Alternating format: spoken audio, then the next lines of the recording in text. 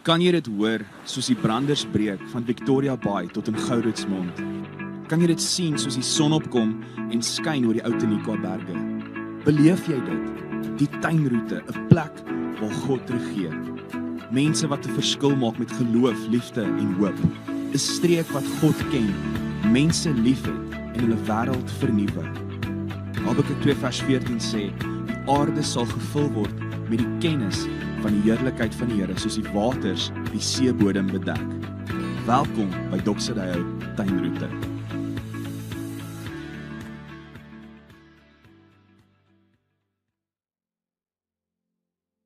Goeiedag vriende, ek is Gerard, dis my voorreg om vir jou baie welkom te sê by Doxadeyo Tuinroete se aanlyn boodskap. Ons gaan vandag aan met ons reeks met ander woorde, maar voor ons dit doen, kom ons bid eers saam. Hemelse Vader, baie dankie dat ons op hierdie manier tyd kan eenkant sit. Dankie vir u Gees wat in ons woon. Dankie vir hierdie gesprek waarvan u ons deel gemaak het.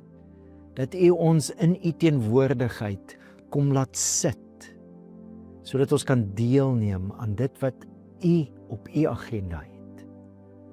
En ons bid Here dat terwyl ons nou saam dink oor u woord, dat u Gees ons verstand sal verlig, vir ons insig sal bring en ons sal help om onsself so te posisioneer, so te sien in hierdie gesprek waarvan u ons deel gemaak het, Here.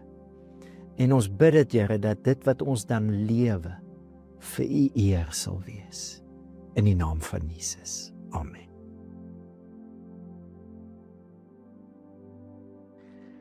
So dit is week 3 van ons preekreeks met ander woorde. En in hierdie reeks het ons so 'n punt wat ons maak, maar dis nie die hoofpunt nie, maar dis 'n belangrike punt, die belangrikheid van gesprekke. Die beginsel is die kring waarin jy sit, met ander woorde, die gesprekke waarin jy engage, waarin jy deelneem, bepaal die pad wat jy loop. Dis 'n beginsel dwars deur die Bybel. Die kring waarin jy sit, bepaal die pad waarop jy loop. En dit kan goed of sleg wees, né? Dit kan 'n positiewe impak hê of 'n negatiewe impak. Ek onthou baie jare terug toe ek nog op skool was, ek en my pa een aand bid hier toe by die kerk. En op pad soontoe beland hy agter 'n ou wat net nie lekker kan bestuur nie. Dan sit die ou sy flikkerlig aan, maar hy draai nie. Dan ry die ou stadiger, dan ry hy vinniger. Op 'n stadium ry die ou oor 'n rooi lig en dis nou naby die kerk en my pa jaag verby hom en hy trek hom sommer van die pad af. Ek ken my pa nie so nie. Ek is so heel stom geslaan. My pa klim uit en hy stap na die ou se kar toe, maar my pa is baie vinnig terug weer in die kar en hy's baie stil.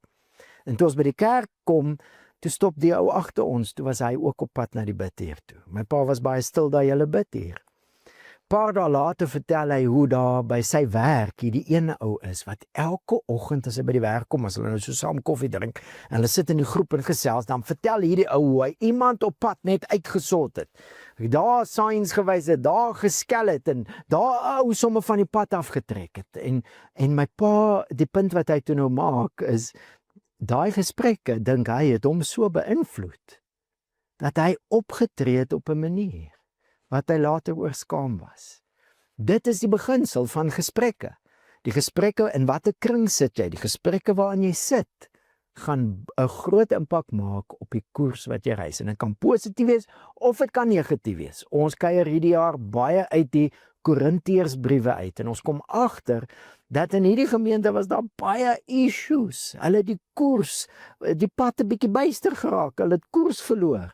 En Paulus probeer juist deur dit wat hy skryf, die gemeente weer op koers bring, deur die gesprekke te verander. En hier na die einde van die eerste brief toe, wanneer hy nou praat oor hoe die gemeente ook van koers afgegaan het in hulle gesprekke oor die opstanding uit die dood, maak hy dan hierdie stelling, moenie dwaal nie. Hoe kan selfs 'n gemeente koers verloor? Slegte gesprekke bederf goeie sedes. Die belangrikheid van gesprekke. Ons het verlede week aangehaal uit die ou King James vertaling. In die vroeë 1600s vertaal, die ou Engels lyk my het die woordjie conversation vir 'n klomp verskillende goed gebruik. Miskien omdat hulle geweet het, gesprekke is baie belangrik. En die skrifgedeelte wat ons nou baie oor gesels in hierdie reeks Efesiërs 2, waar Paulus eers beskryf, onthou jy, hoe van die pad af ons was. heeltemal in 'n verkeerde rigting op pad. In daai gedeelte gebruik die King James die woordjie conversation, hoor gou. Among whom also we all had our conversation in times past, in the lusts of our flesh, fulfilling the desires of the flesh and of the mind. In hierdie verlore toestand waar ons vasgevang was in 'n conversation waarin die hele wêreld was, wat ons net agter ons eie begeertes aangegaan het. In daai toestand het God iets kom doen. En dis die punt van hierdie hele reeks, dis die hoofpunt. Maar God, ryk in barmhartigheid, het ons, alhoewel ons dood was as gevolg van die oortredings, op grond van sy groot liefde, waarmee ons lief gehad het, saam met Christus lewend gemaak, uit genade is julle verlos. Ja, hy het ons in Christus Jesus saam opgewek, en saam laat sit in die hemel. Jy's in 'n nuwe gesprek. Jy was in 'n conversation wat nêrens heen op pad was nie, in 'n lewe wat doelloos was, sonde. En God het ons daar kom haal en hy het ons opgetel in 'n nuwe gesprek in. Hoekom? Was jy al ooit stom geslaan deur rykdom? Partykeer as jy in iemand se huis instap, begin jy sommer saggies praat, want dis net soveel rykdom. Jy's oorweldig. Of partykeer as jy in 'n kantoorgebou instap, besef jy net hier's baie geld wat hier deurgaan. Of partykeer as jy sien waaraan mense geld spandeer, dan kan jy nie dink dat mense so baie geld het nie. Wat is God se rykdom? Sy barmhartigheid. Store en store en store vol. En toe ek en jy in daai toestand was, waar ons conversation ons gestuur het in 'n rigting wat niks beteken nie, doelloos, sondig. In daai toestand het God iets kom doen in Christus. Nie net vir ons nie, maar met ons. Hy het ons opgewek, hy het ons lewendig gemaak saam met Christus, en hy het ons opgewek en saam in Christus laat sit in die hemel. Dis hoe Filippense 3 vers 20 mos in die King James dit stel. For our conversation is in heaven. Ons sit saam met Christus in die hemel. In die wêreld van daai tyd, baie anders as in die wêreld van ons tyd. As mense gaan sit het hulle gewoonlik klaar gewerk. Ons gaan sit baie keer as ons werk en dan staan ons op om iets anders te gaan doen. As hulle gaan sit het, Jesus wat Paulus sê, ons sit saam met Christus. Hy het 'n werk gedoen wat afgehandel is. Wat se werk? Die werk om jou uit 'n toestand van sonde uit te haal, jou lewendig te maak vir God en God se doel met jou lewe, en jou deel te maak van die gesprek in die hemel, wat God met homself het, wat God met sy engele het. Ons sit in die hemel saam in Christus, nie alleen nie, saam met ons hemelse die gelowiges, die hemelse familie, die kinders van die Here, sit ons opgewek. Ons sit, want dis 'n werk wat afgehandel is. Jesus het dit kom doen deur sy dood, sy opstanding, en toe hy in die hemel ingeneem is. Sit ons nou. Ons sit in die afgehandelde werk van Jesus Christus. En waaroor gaan die gesprek in die hemel? Dis 'n troonkamer. Dis nie 'n TV-kamer of 'n sitkamer nie, dis 'n troonkamer. Die gesprek in die hemel gaan oor God se koninkryk.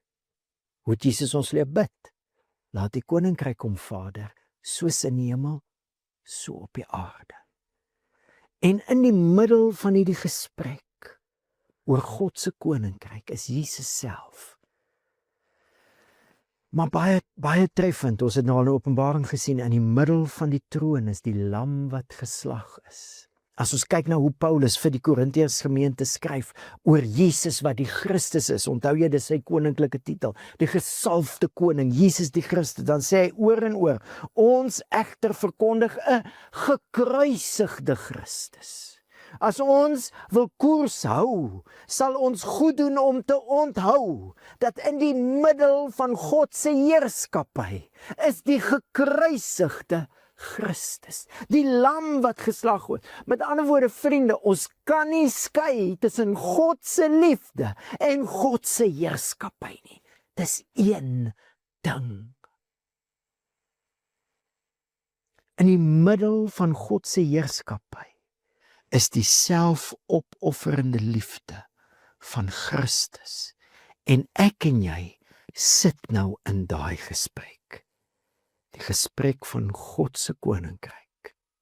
God se koning, die gekruisigde Christus, God se liefde, alles een. En jy sit daar. Jy moet nou deelneem.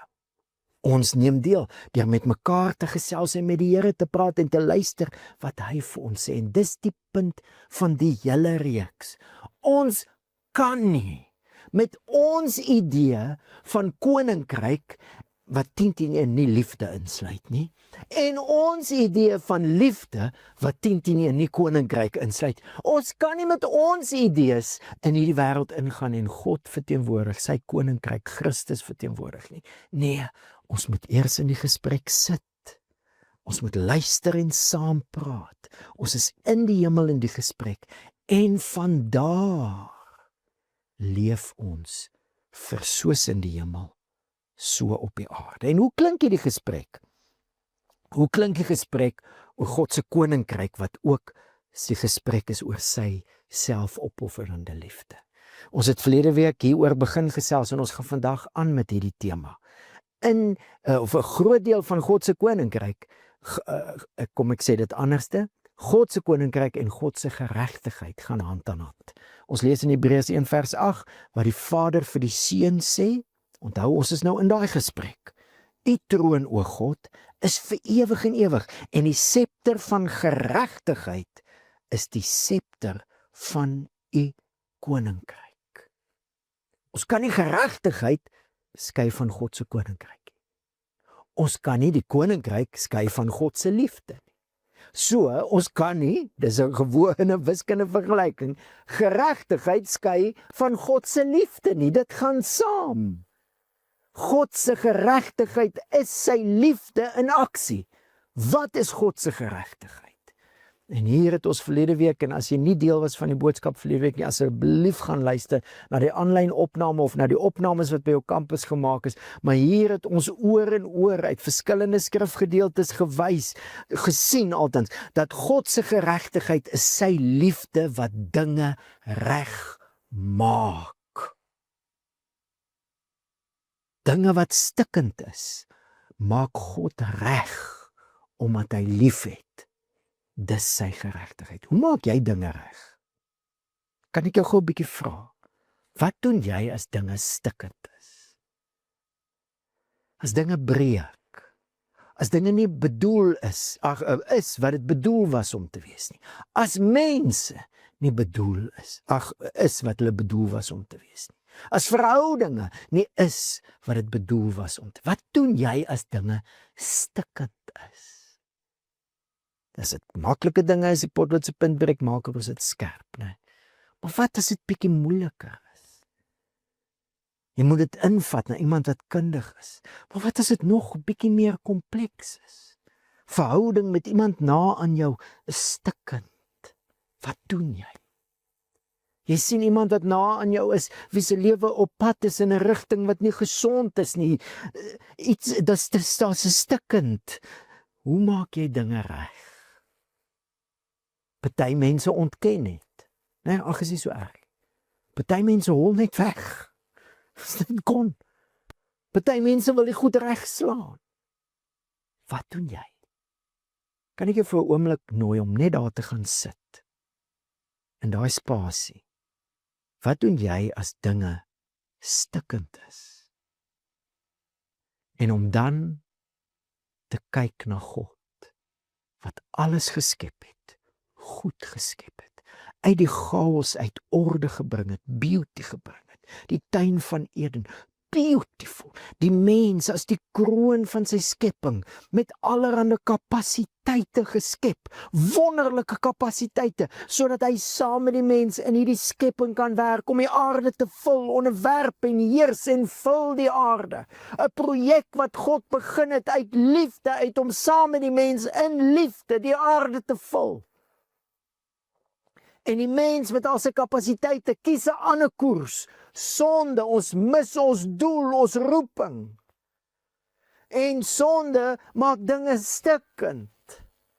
Dinge is nie reg nie. Ongeregtigheid. Wat doen God toe daar sonde en ongeregtigheid deel word van sy skepping? Onttrek hy? Raak hy net afwesig? Nee. Hy verbind homself. Dis waar die woordjie verbond vandaan kom. Hy verbind homself aan 'n man en vrou en deur hulle beloof hy hierdie familie, en hulle kon die kinders hê en die dinge is stikkend. Deur hierdie familie gaan hy dinge reg maak. God se geregtigheid is sy verbintenis, sy verbondsliefde om dinge reg te maak. Hoekom? Want God is vir sy skepping. God is vir die plan met sy mense, of met die mens. God het nie die mense afgeskryf nie, het nie sy skepping afgeskryf nie, want hy's vir ons. Hy het ons lief. Hy kies ons kant. God se geregtigheid is nie die regter wat op die stoel sit en sê, ek mag nie partydig wees nie, ek moet 'n onpartydige uitspraak. Nee. As dit regverdigheid is, oké, maar dis nie God se geregtigheid nie. God se geregtigheid, God het kant gekies. Hy het die kant van sy skepping gekies. Hy het die kant van die mens, deur wie die skepping gebreek het, gekies. Kan jy glo? God se geregtigheid is vir ons. Hy's aan ons kant. En hy beloof, hy verbind homself, hy gaan dinge regmaak. Hy's teen sekere dinge, ja. Hy's teen sonde, hy's teen ongeregtigheid, hy's teen boosheid, hy's teen die dood. En hy oordeel daai dinge. Hoekom? Want hy's vir jou. Hy's vir my. Hy het vir ons ja gesê. Hy het vir sy skepping ja gesê. Hy het vir sy plan met ons ja gesê en hy gaan nie sy mind change nie. En omdat hy vir ons is hy teen dinge. Dis hoekom jy die tema in die Bybel sal kry. Ons het laasweek hierdie beklemtoon. Selfs wanneer God oordeel, is dit 'n saak van blydskap. Psalm 98. Laat die see en alles daarin dit uitpasyn, die aarde en die wat daarop woon. Laat die riviere hande klap en saam met die berge jubel voor die Here, want hy kom om die wêreld te oordeel. Hy sal die aarde oordeel in geregtigheid. Alles moet praise and worship. Die mense, die see, die riviere, alles, die berge, want God maak dinge reg. Dis sy geregtigheid. Christian Schwartz beskryf dit God's compassionate love in action. Ryk in barmhartigheid.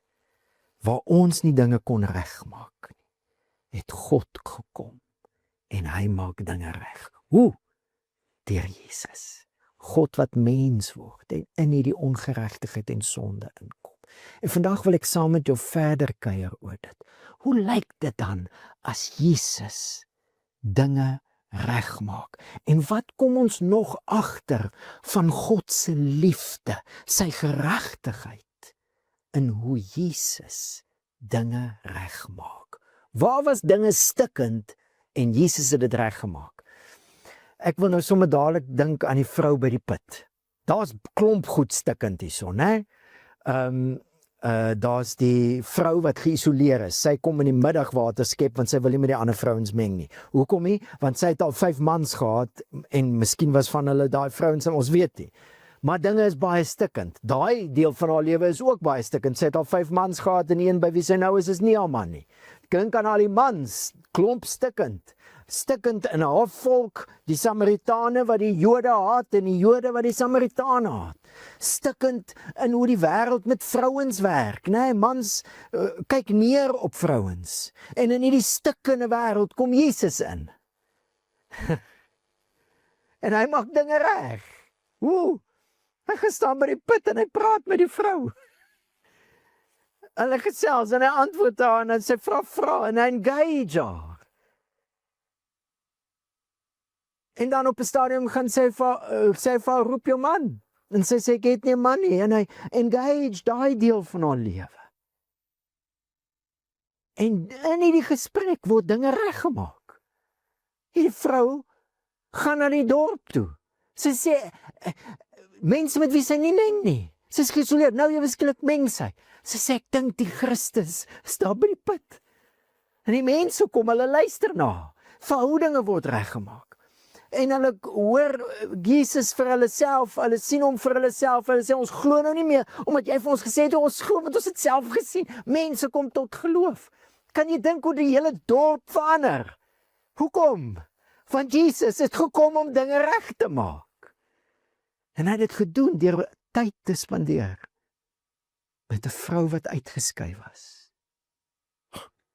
Wat my dink aan die vrou wat op oorspel, die daad van oorspel betrap is. Daar's soveel dinge stikkend in hierdie storie, né?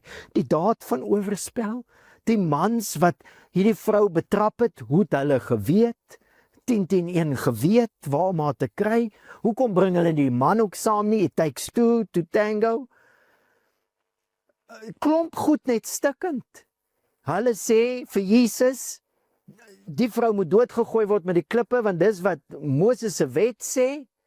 Dis natuurlik hoe mense oral oor die wêreld tot vandag toe die gemors wil regmaak. Gooi net 'n klomp bomme of klippe daai tyd. Kry nie die mense wat verkeerd is uit die pad uit, man. En hulle het eintlik 'n saak met Moses se wet nie, hulle wil Jesus uitvang. Dis net 'n klomp goed wat verkeerd is.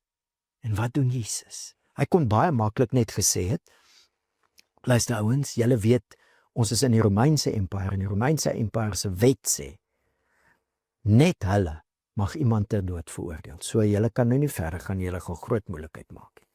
Hy kon dit gesê het en die situasie sou net daar opgelos gewees het, en almal sou huis toe gaan het, maar niks sou verander het nie, niks sou reggemaak gewees het nie. God se geregtigheid sou nie daar gekom het. Wat doen Jesus? Hy buig af. Hy engage met die spanning in die situasie. Hy skryf op die grond en hy sê, julle is reg. Julle kan haar doodgooi volgens Moses se wet, laat die een sonder sonde die eerste klip gooi. En niemand gooi nie. Van oud af stap hulle een weg, veroordeeld in hulle eie harte. Ewe skielik moet hulle met hulle harte deel. Dinge word reggemaak, hoewel ons weet nie, maar die moontlikheid is nou daar. Want die fout was in hulle harte. Jesus draai na die vrou toe. Hy sê, het niemand jou veroordeel nie. Sy sê, nee. Hy sê, ek veroordeel jou ook nie. Die enigste een sonder sonde gooi nie 'n klip nie. Wat doen hy? Hy maak haar reg. Ewe skielik word sy reggemaak as vergifnis. Sy's reg in haar verhouding met God. En wat nog? Hy sê vir gaan dan nie en moenie meer sondig. Hy stuur haar hele lewe in 'n nuwe koers in. Jesus maak dinge reg, want hy's God se geregtigheid in aksie. En ek en jy hoor, en ek en jy kyk, en hoekom is dit so belangrik, dat ons hoor en kyk na hoe Jesus dinge regmaak. Paulus skryf, onthou jy in 1 Korintiërs 1 vers 9, ek lees nou uit die King James uit, want ek wil jy moet iets hoor. God is faithful by whom you were called unto the fellowship of his Son, Jesus Christ our Lord. Jy is hier in 'n groep in. Die woordjie word vertaal met fellowship, is die woordjie koinonia. Jy is hier in 'n groep in, 'n partnership, dis wat daai woordjie kan beteken, partnership en fellowship, of Jesus. Ons is in vennootskap met Jesus. Ons is nou deel van God se regmakende liefde. Paulus gaan so ver om te sê in 2 Korintiërs 5 vers 21, want hy het hom, dis Jesus, wat geen sonde geken het nie, sonde vir ons gemaak, sodat ons kan word geregtigheid van God in hom. Ons is nou in Christus, deel van God se geregtigheid liefde. Sy regmakende liefde. God's compassionate love in action. En dis hoekom, ek wil vriende, is eintlik 'n nou-breiner.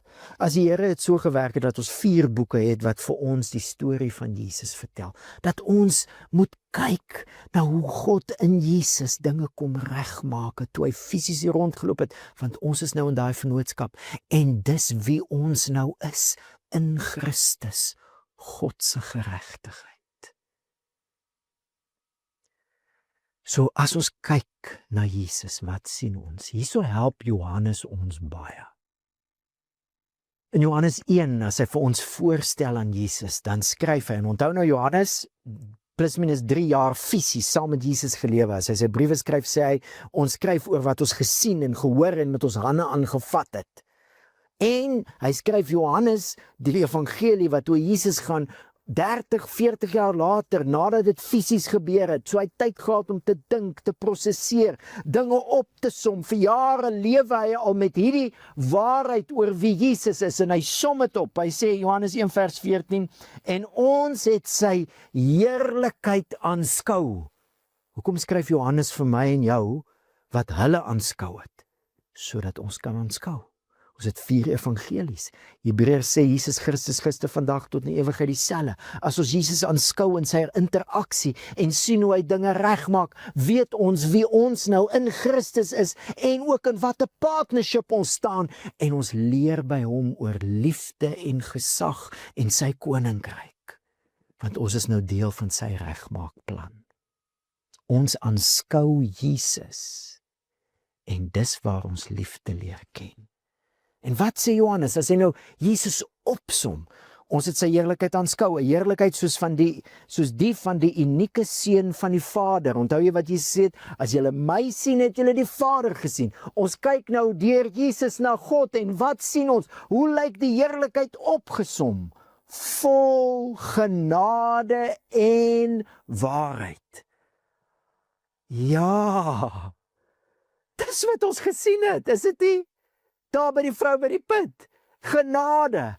Hierdie vrou wat geïsoleer is, Jesus engage haar, teen sy kultuur en hy het 'n saak met die kultuur van sy dag. Hy gee nie om vir sy reputasie nie, hy gee om vir mense.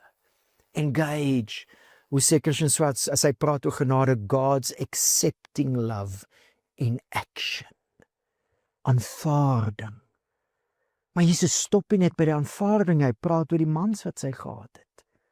Die waarheid, 100% genade, 100%, dis wat ons sien, 100% waarheid. Nie die een of die ander nie, want dan het jy nie liefde nie. Hoekom stop Jesus nie net by die aanvaarding nie? Hoekom moet hy nou die mans in die storie inbring? Want dan het jy nie liefde as jy nie waarheid het nie. As jy net genade het, het jy net tolerance. Genade en waarheid is liefde. Hoekom het hy nie sommer direk net met die mans? Nee, want dan het jy nie liefde nie. Waarheid sonder genade. Skynheiligheid. Waarheid is God's trustworthy love in action, sê Christian Swartz. Jesus is hy ontvang, hy verwelkom en hy's betroubaar genoeg om dinge uit te lig wat nie gesond is in iemand se lewe nie. Hoekom? Want dis hoe God se geregtigheid dinge regmaak. 100% aanvaarding en 100% waarheid. Dis wat ons by die vrou met die oorspel. Dis wat ons oor en oor in Jesus sien. Kom ons gesels oor nog so 'n verhaal en dan land ons vandag se boodskap. Lukas 19, Jesus, die gesalfde koning, die Christus, op pad na die stad van die koning Jerusalem. En in Lukas 18, die laaste ding wat daar gebeur, is daar's 'n blinde man buite Jerigo wat uitroep, Jesus, seun van Dawid. Hoekom seun van Dawid? Want dit was wat die koning genoem is. God het vir Dawid beloof, een van jou seuns sal vir altyd koning wees. Die Messias wat kom, sal die seun van Dawid wees, en die blinde man sien wie Jesus is. En hy roep het uit en die mense maak hom stil, maar Jesus nie. Jesus maak hom nie stil nie. Jesus het baie keer vir mense gesê, bly stil, moenie vir mense vertel wie ek is nie. Maar nie nou meer nie, hoekom nie? Want dis nou uit. Hy's nou op pad na Jerusalem toe, hy gaan daar gekroon word. Die dinge gaan nou gebeur. God se koninkryk gaan nou finaal deurbreek. Net op 'n heel ander manier. Hoekom? Want God se geregtigheid maak dinge op 'n heel ander manier reg. So jy voel die spanning opbou in die storie en Jesus vat hierdie blinde man wat besig is om te bedel en hy maak hom gesond. En wat gebeur dan? Jesus het Jerigo binne gegaan en deur die stad gestap. En kyk, daar was 'n man met die naam Saggeus. Hy was 'n hooftollenaar en 'n ryk man. Nou jy 10 teen 1 al gehoor die stories van tollenaars. Hulle was so sleg, hulle het hulle eie kategorie gehad, nê? Sondaars en tollenaars. Dis die mense wat vir die Romeinse empire belasting ingevorder het by die Jode. So met ander woorde, hier is die land wat God vir hulle beloof het, wat God vir hulle gegee het. Nou werk hulle, nou moet hulle van dit vat en belasting betaal aan hierdie klomp afgode dienaars. En hier is hierdie tollenaars wat vir daai mense die geld insamel en nogal geld self pocket ook. So tollenaars is die mees afskuwelikste mense, mees gehate mense. Maar hier het ons met die baas van 'n tollenaar te doen. Piramideskema. Hy verryk hom uit alle tollenaars uit. Hy skatryk uit al die ons in Suid-Afrika moet eintlik hierdie storie goed verstaan, want ons verstaan korrupsie. En hoe korrupsie 'n hele land kan vernietig. Hierdie almal weet wat hier is aan die gebeur is, en hy is die mees gehate mens in Jerigo. Wat homself verryk, almal sien hoe sy huis net groter word, sy klere al hoe grander, al hoe meer slawe. Wat gaan Jesus nou doen? Terwyl hy deur die stad stap en Saggeus hier woon. Wel 10 teen 1 niks, want hy is op pad Jerusalem toe. Kom ons kyk. Saggeus, hy het probeer om te sien wie Jesus is, maar weens die skare kon hy nie, omdat hy kort was. Hy hardloop toe vooruit en klim in 'n wilde vyeboom om Jesus te sien, want hy sou daar verbygaan. Dit is eintlik nogal 'n snaakse storie, né? 'n Volwasse man wat in die boom klim en op die ouene sien almal dit, want Jesus gaan stop by daai boom. Maar hoekom wou hy Jesus so graag sien? Was hy net nuuskierig? Of was daar iets dieper aan die gebeur in hierdie man? Onthou jy toe Jesus gepraat het oor mense wat na hom toe kom, het hy gesê, niemand kan na my toe kom as die Vader hom nie trek nie. Is dit wat hier aan die gebeur is? Toe Jesus by die plek kom, daar waar Saggeus nou in die boom sit, kyk hy op en sê vir hom, wat dink jy, as jy nou nie die storie geken het nie, wat dink jy sou Jesus sê, wat sou die normale ding is, wat dink jy die mense verwag, gaan Jesus nou sê, hy het nou net die arme man daar buite gehelp, hy is die gesalfde koning, die psalms loop oor van die koning wat reg doen aan die wees en die weduwees en die rykes oordeel. Ja, so hier gaan hy nou stil staan en hy gaan Saggeus hy vasvat, uitsoot. Wat doen Jesus? Saggeus, maak gou en klim af, want ek moet vandag in jou huis oorbly. Saggeus het toe haastig afgeklim en Jesus met blydskap in sy huis ontvang. Ek wil jy net bietjie dink aan daai arme disippels. Ek bedoel, hulle het nou al die skok oorleef van toe Jesus vir Matteus geroep het. Hy was 'n tollenaar, hulle reputasie is daarmee in. Nou die baas tollenaar. Hulle is op pad Jerusalem toe. Dis nie goeie PR nie. Dis nie goeie advertensie nie. Maar Jesus het 'n saak met reputasie, saak met wat mense dink. Hy het 'n saak met mense. Hy worry nie oor die ander goed. Onthou jy toe hy Matteus geroep het, het hy gesê, gesonde mense het nie 'n dokter nodig, siek mense het. En Jesus het iets in Saggeus gesien. Jy moet 'n baie harde hart hê om mense so te misbruik, jou te verryk uit hulle uit, te sien hoe hulle agteruit gaan en hoe jy kamstig vorentoe gaan in die lewe. Jy moet op 'n baie spesifieke manier dink oor ander mense as baie minderwaardig. Saggeus se hart was stikkend en Jesus het die medikasie. Wat is daai medikasie? Ons weet nie wat in die gesprek gebeur het in die huis nie. Al wat Lukas sê, Jesus het tuis gegaan. Jesus se teenwoordigheid, vol genade en vol waarheid, gaan tuis by Saggeus. En wat gebeur? Almal wat dit gesien het, het gemor en gesê, hy gaan by 'n sondige man tuis. Maar Saggeus het gaan staan. Nou is hulle weer in die publiek. Ons weet nie wat daar in die huis gebeur het nie, maar nou is hulle weer in die publiek. Maar Saggeus het gaan staan en vir die Here gesê, kyk Here, ek gee die helfte van my besittings aan die armes. En as ek iets van iemand afgepers het, gee ek dit 4voudig terug. Kan jy dink onmiddellik wat hier gebeur? Sy gees is reggemaak met Jesus. Maar ewe skielik word sy gees reggemaak met mense. En ewe skielik verander mense se omstandighede. Ons weet nie wat gebeur met al hierdie geld wat nou ewe skielik is 'n klomp arme mense nie meer so arm nie en hierdie ryke is nie meer so rykie.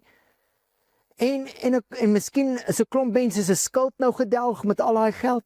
Afpersing. Jy weet hoe werk korrupsie, dis top down en dit spoel deur, maar nou waar dit nou deur gespoel het, nou kom hierdie ou en hy stop dit.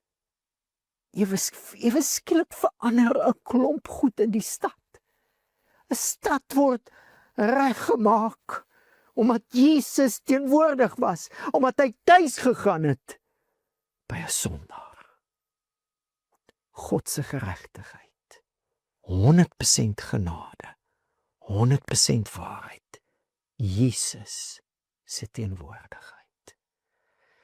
En ons gaan volgende week gesels oor hoe lyk dit in ons lewe, as ons dan nou in die partnership is, as ons nou God se geregtigheid in Christus is, hoe is ons teenwoordig, 100% genade, 100% waarheid, in liefde, dis liefde, liefde wat regmaak, 100% genade, 100% waarheid. Ons gaan volgende week gesels oor dit, maar wat ek jou wil uitnooi om hierdie week te hoor,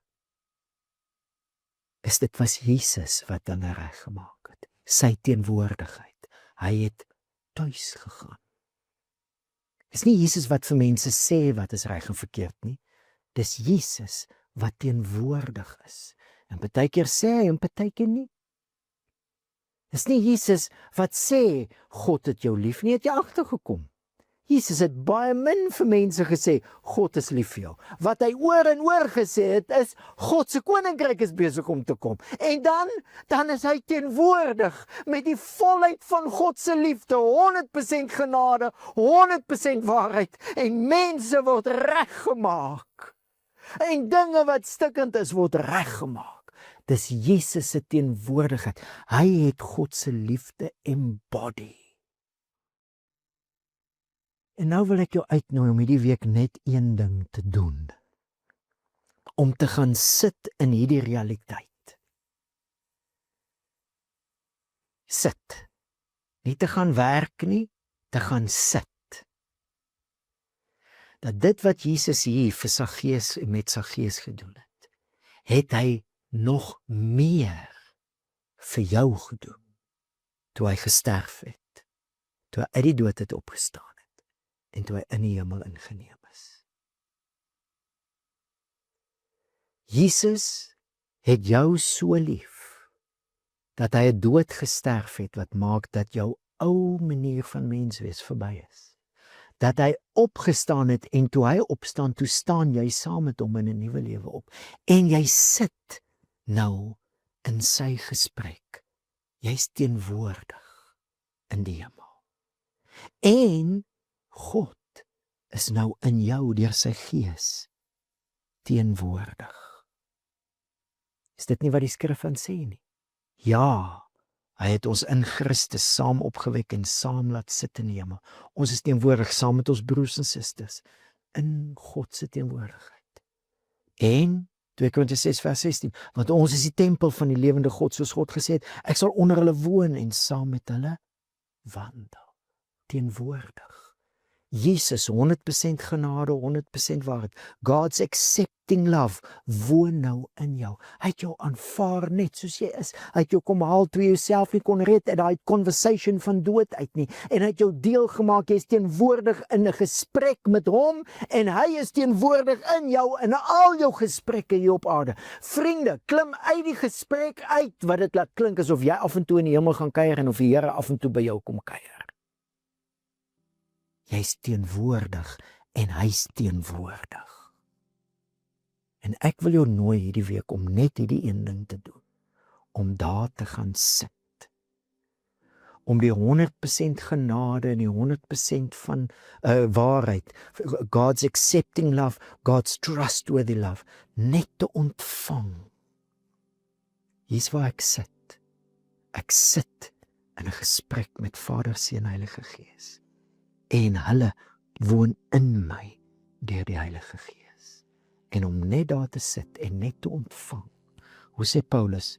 Maar deur hom, dis deur God, is julle in Christus Jesus, wat vir ons geword het, wysheid uit God en geregtigheid. God se regmakende liefde het jou opgetel en jy is nou in sy teenwoordigheid en hy woon in jou en dit is hy wat dinge regmaak deur 100% jou te aanvaar genade en deur 100% teenwoordig te wees in jou lewe sodat hy ook nou deur ons, onthou ons is saam opgewek, dis 'n liggaam, dis 'n familie, deur ons dinge kan regmaak in hierdie wêreld. Hoe het ons laasweek gesê, God puts us right with himself so that we can be part of his putting right people. Dis sy teenwoordigheid. Dis hoekom ons in Doxadeo praat van God's transforming presence in cities and regions. Dis Jesus, God se teenwoordigheid, wat nou in jou woon deur die Heilige Gees en jy is in hom in die hemel. Gaan sit net hierdie week. Ontvang net 100% genade en 100% waarheid. Verwelkom net. Hy woon klaar in jou, maar verwelkom hom net. Dankie, U is hier. U is in my en ek is in U.